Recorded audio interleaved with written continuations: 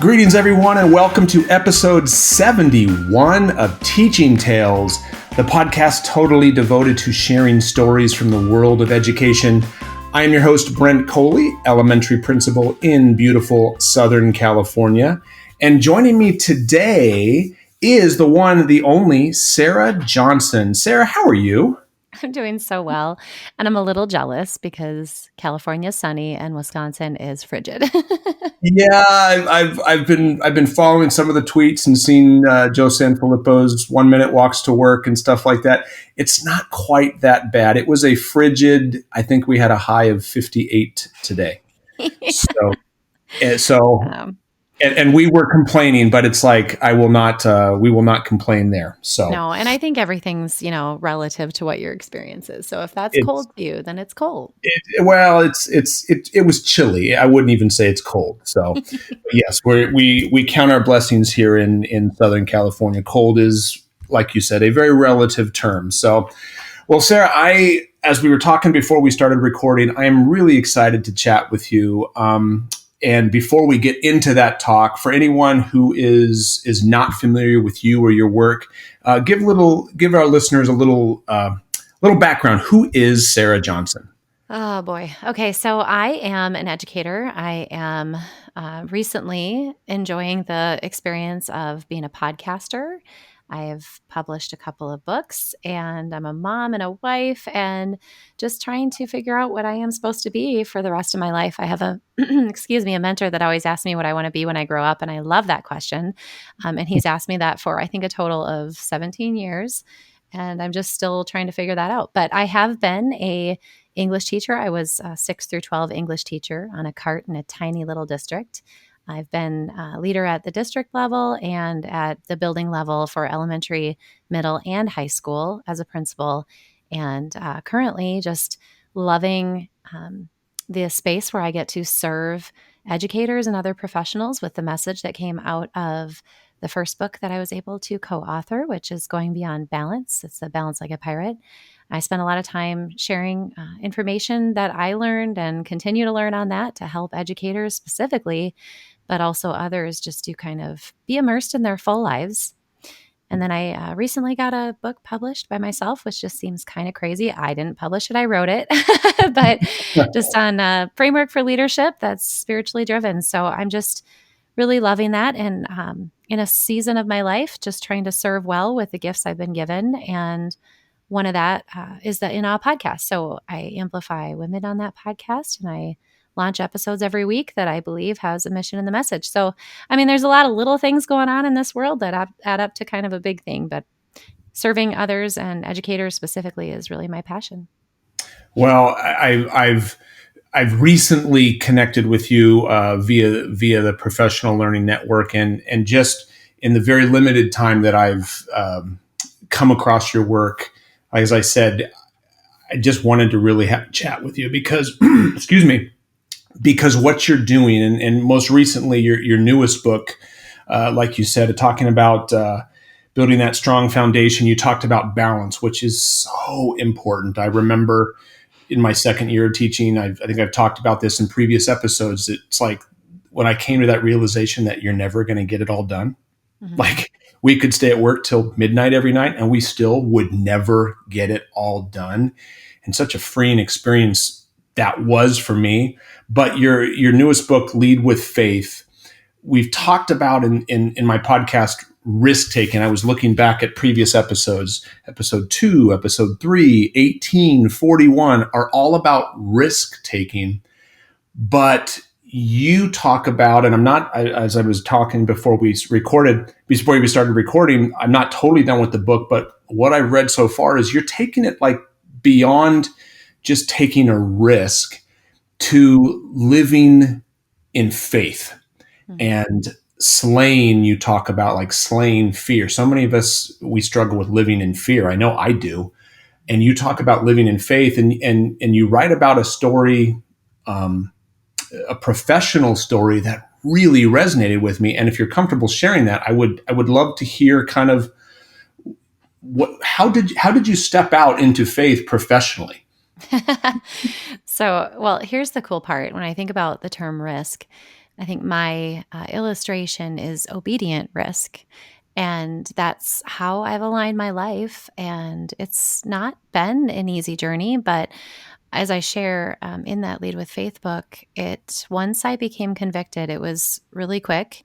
And I can't say I haven't questioned it because it's kind of bananas to up and resign from your dream job. Mm. So I always share this. I wanted to be a principal before I even finished my teaching license.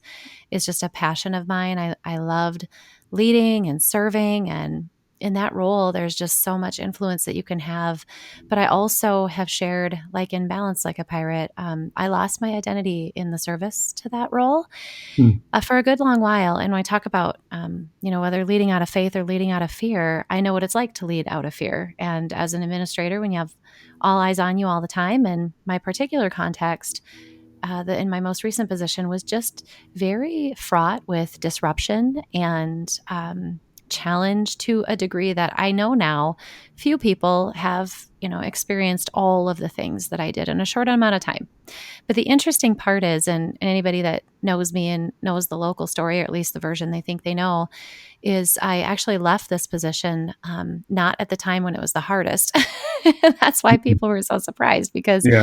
things had finally settled and we're going in the right direction for a lot of reasons. And I had a conviction from the Holy Spirit. I'll never forget it. It was a Thursday. We had a snow day.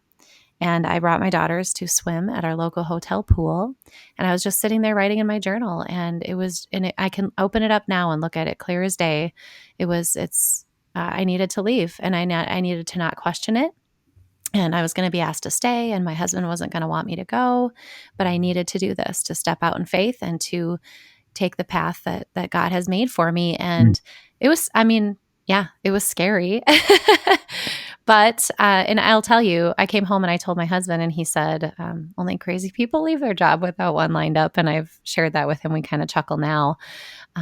But we did. We ended up making that decision together within a span of a couple of days, because things just happened in such a way that you can't explain. But we Yeah. just both knew. And so I didn't up and leave that minute.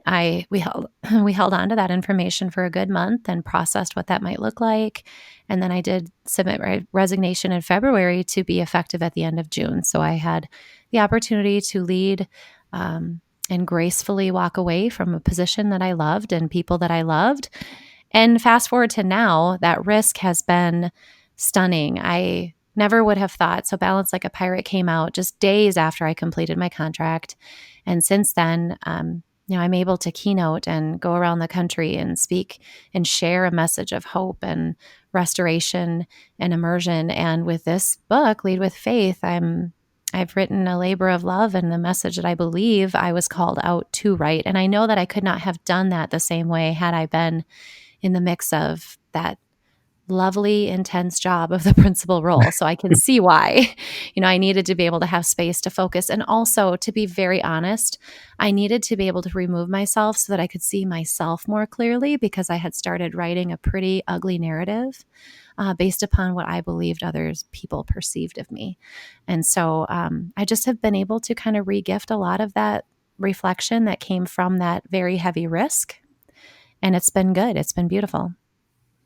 Well, again, from what I've read so far, I just to encourage you that God is using your book with me because Aw. it has really resonated with me, and that was one of the things that resonate. You used the word obey, and that you knew you heard His voice and needed to obey, and that is a really scary thing. Like when your husband said, like only 30 people quit their job. It's kind of like, because we had I had a similar experience, a couple similar experiences, but the first one was, and this one don't think I've shared before, but my wife had a similar experience with that with her job, where she heard the calling that she needed to leave Hmm. and came to me saying, Brent, I need to leave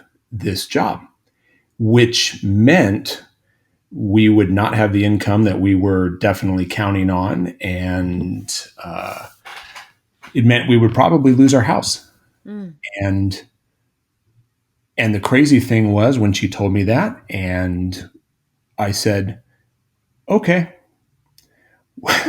which she knew then this must be a God thing because that's not me. I mean, I like to control things and have things under control. And the fact that I was like, okay, it was like, obviously I was attempting to be obedient, and without going into all the details, it was a long road, but where we are now, the trials and tribulations that we went through because of that, we came out on the other side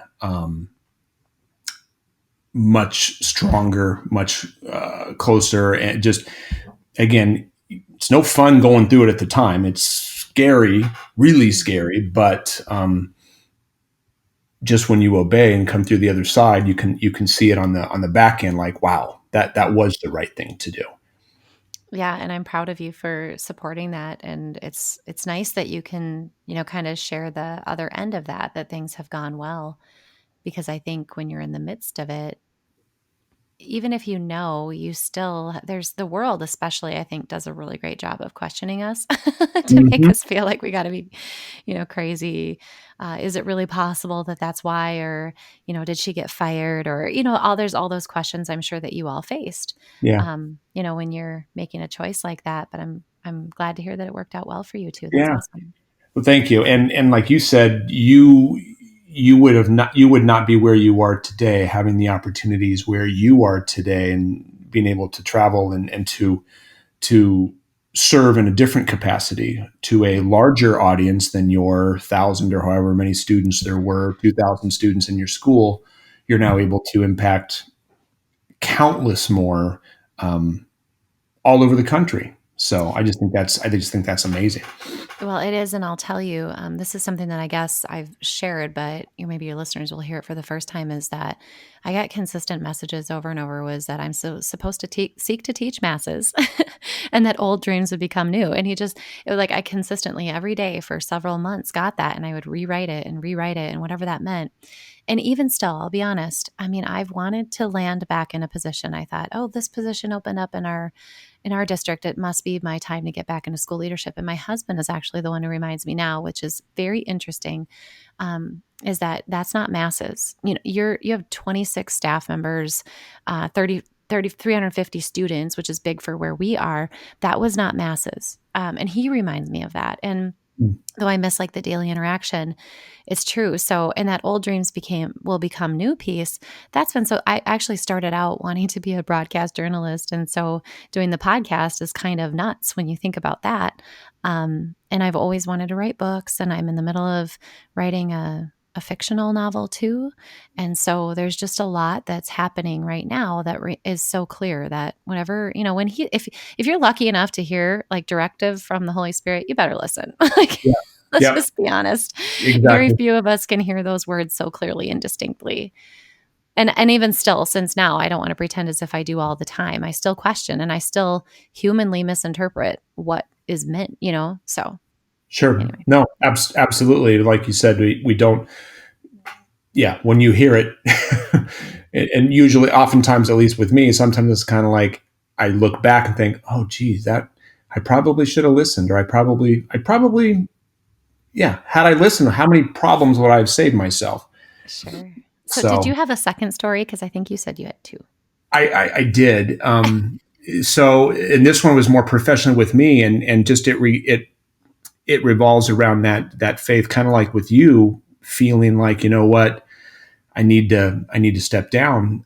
When I had just gotten my my administrative credential, I had the opportunity to come out of the classroom. My principal was going to have some surgery over the winter break, and asked me to come out and kind of be like an interim assistant principal while the assistant principal stepped up and was the acting principal in her absence. She thought, wow, this would be a great opportunity for you to get some experience. And I'm like, yes, that would be fantastic.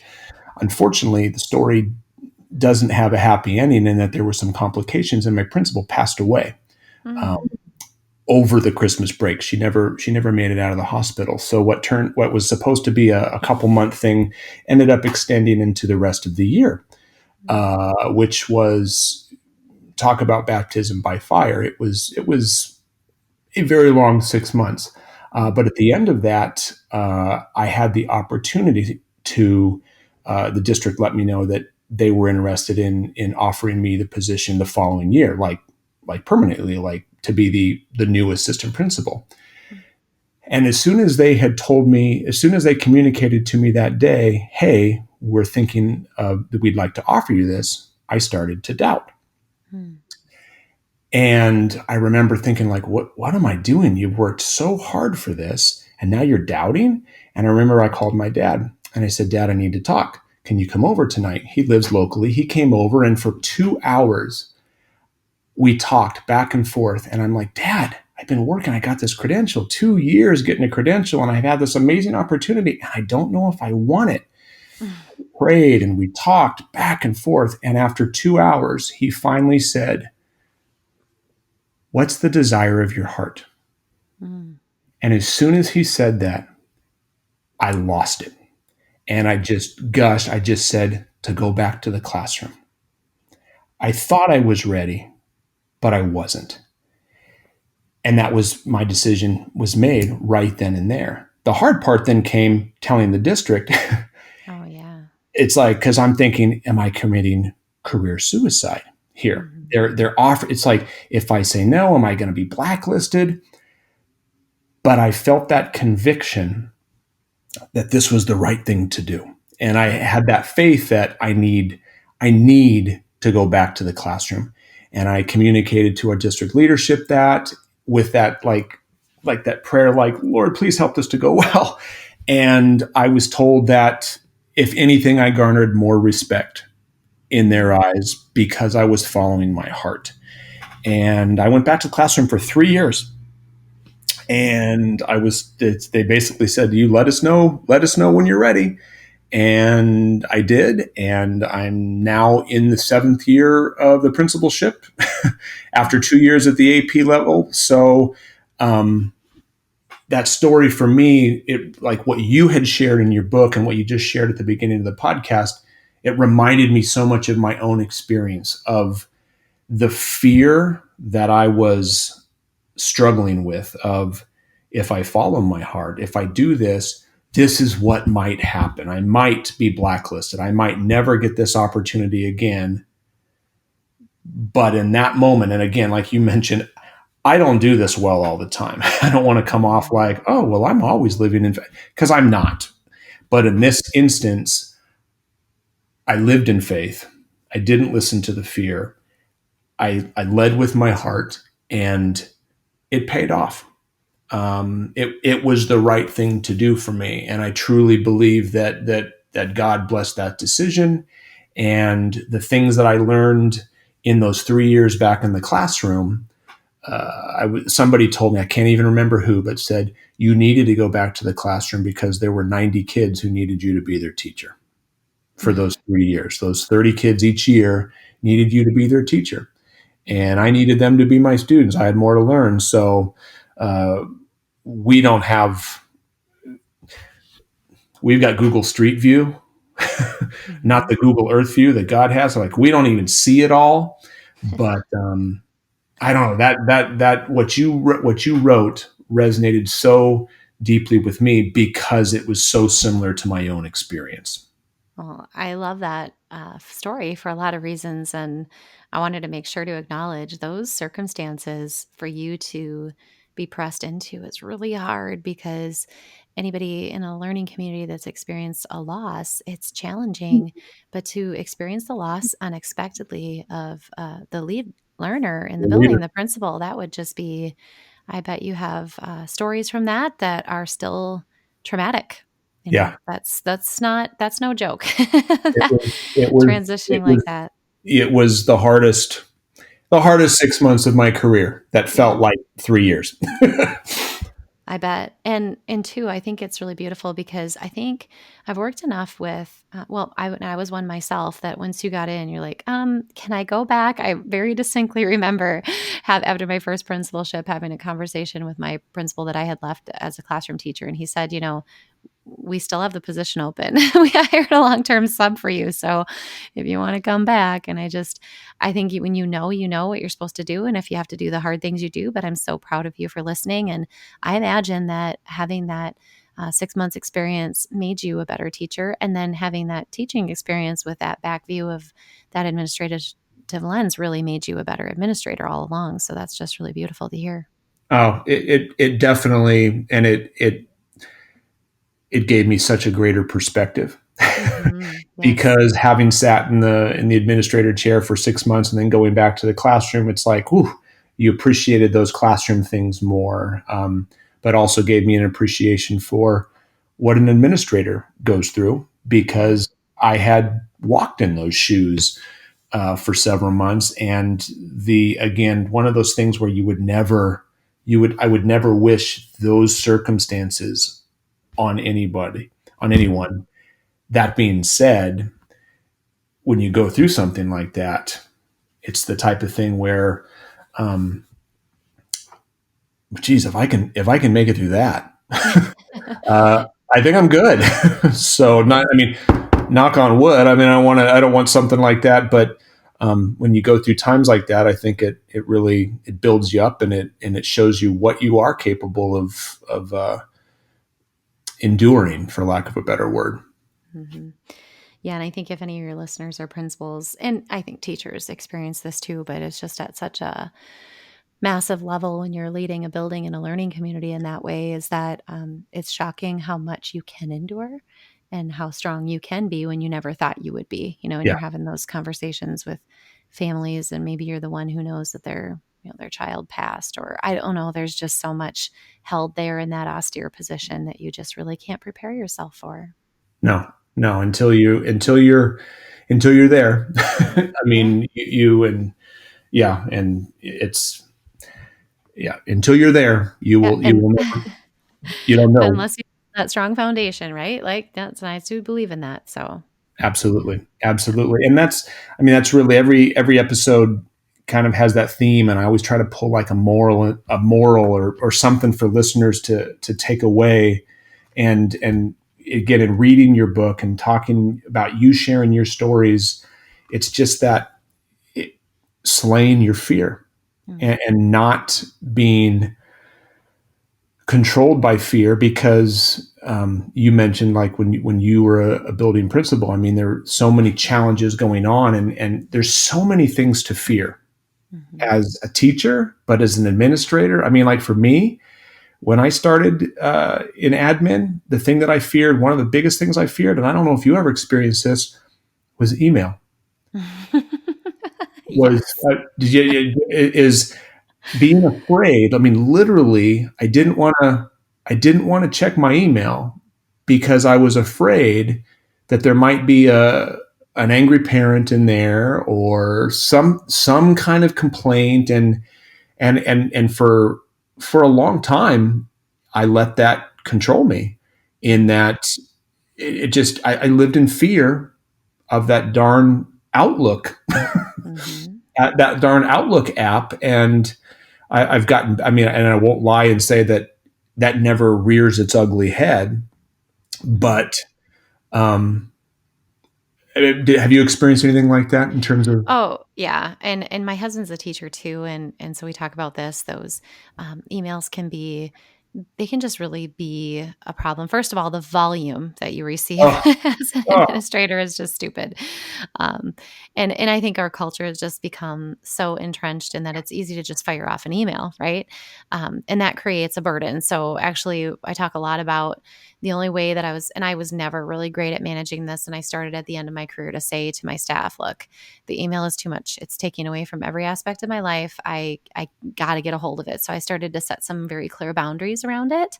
And I was afraid to do that because I felt like, oh, I have to have an open door. It has to be in all areas of my life. And so when I think I can't remember how I did it, but I don't remember how many days I had left when I said this and said, an email. If you expect a response in this amount of time, send an email. If you need one by this, send me a text. If you need this, come see me face to face. From Mm. now on, I will always, start out like that instead of just when I'm trying to finish well.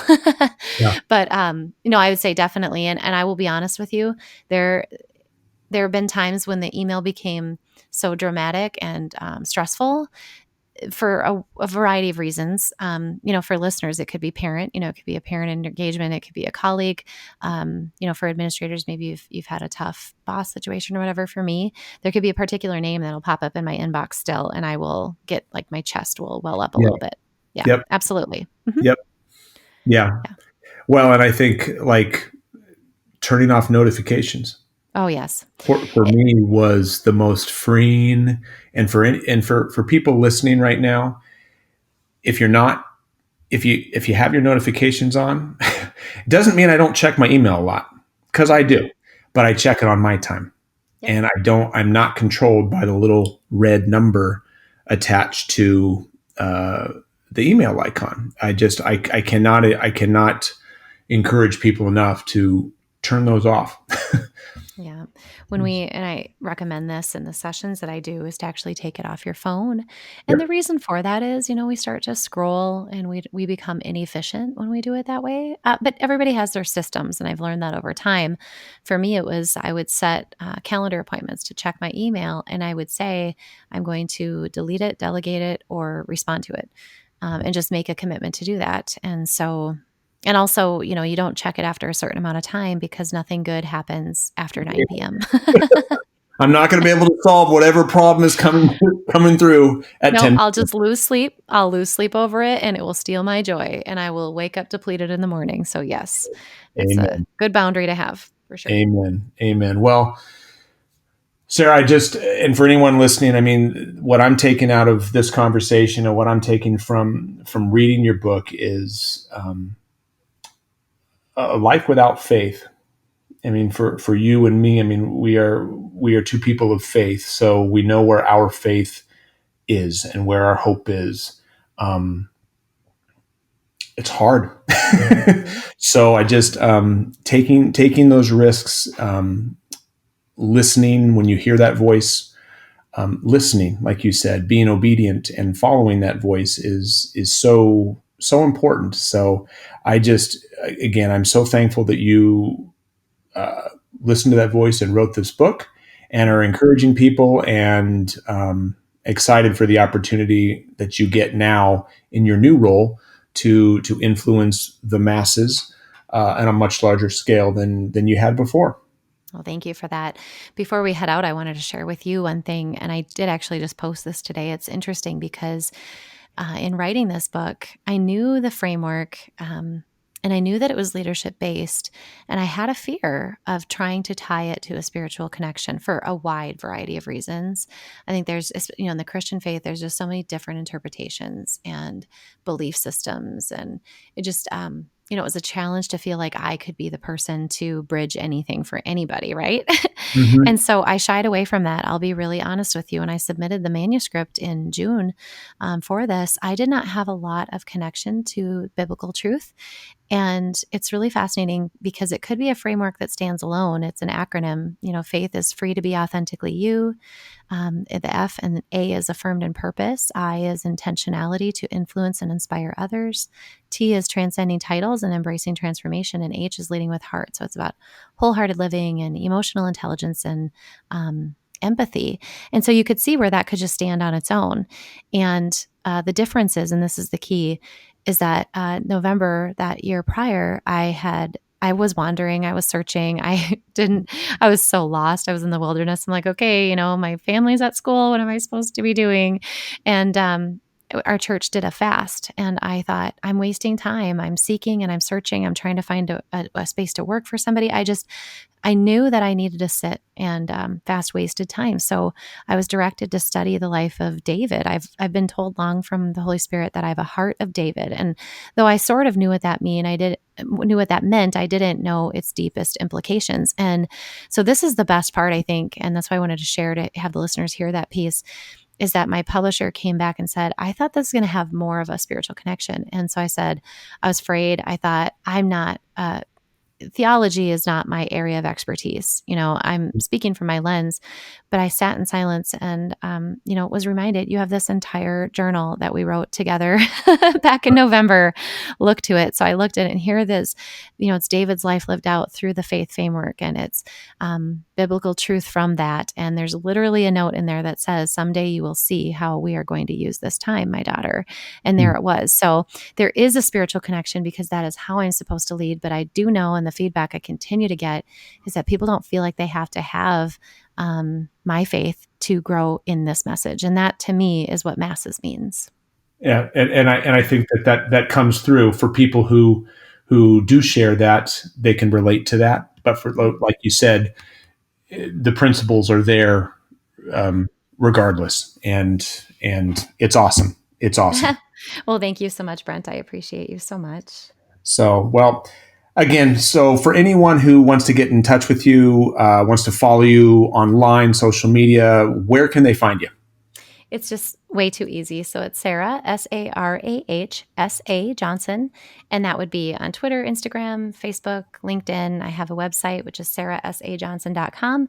And I'm highly engaged. So, connect with me. I'd love to have a conversation or help you with any question that you have, or just have a conversation as well. All right. And the books are Lead with Faith and Balance Like a Pirate. That is correct. Awesome. Well, I look forward to continuing to read the book. So, Sarah, thank you again for taking the time. Really, really appreciate you. Thank you, Brent, and for sharing your stories as well. They really hit me tonight. I appreciate that. Oh, very good. Cool. Thank you. And for everyone listening, thank you for tuning in. Totally appreciate it. Hope you got something out of this. As I usually say, even if you didn't, I did. So really, if no one listens, I'm still getting something out of this, right, Sarah? And if you haven't already subscribed, be sure to subscribe to iTunes, Google Play, Spotify.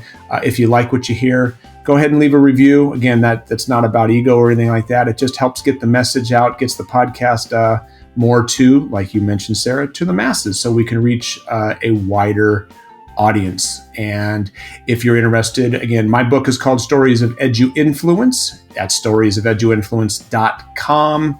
It's all about, kind of like what we do on the podcast, stories from my experience. One of the stories that I shared tonight is chapter 10. So if you like more of those kind of stories, pick up a copy of the book. And until next time, thanks for tuning in. Have a good one.